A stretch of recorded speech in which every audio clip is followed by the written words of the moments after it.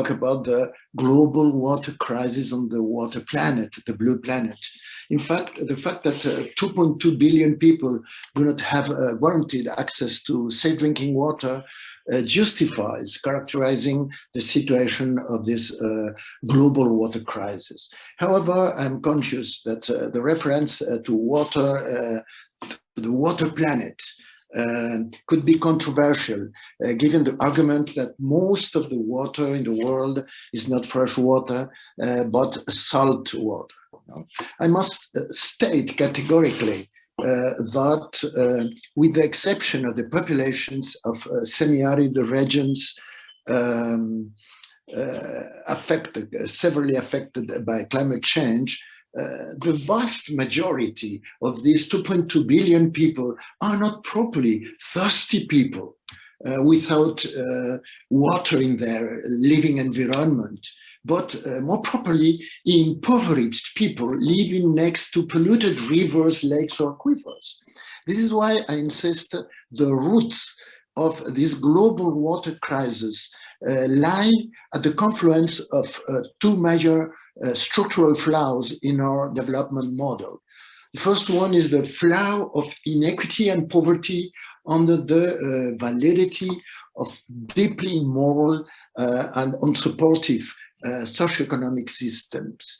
The second is the flaw of unsustainability that we have caused in our aquatic ecosystems, transforming water, the key factor of life, into the most terrible vector of disease and health that humanity has ever known.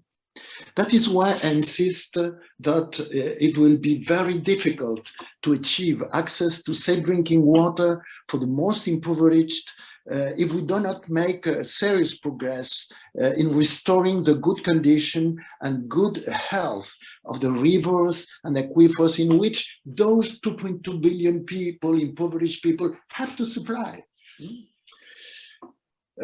Well, in this, it is in this context that I speak of usually of the triple crisis: public health, climate change, and democratic governance in water management. In fact, three factors that, although in my opinion are not strictly speaking the generators of the global water crisis, they accelerate and deepen it. In the case of the pandemic, spreading and deepening inequality and poverty around the world. And as for the democratic challenge in water management, transforming citizens into simple customers from the financializing of a mercantilist vision of water and life, far from solving the problem, aggravated by transforming those 2.2 billion people into poor customers without who cannot pay, in fact, making those who were already poor more vulnerable for the future. So in this sense, we have these three factors that deepen and accelerate the global crisis.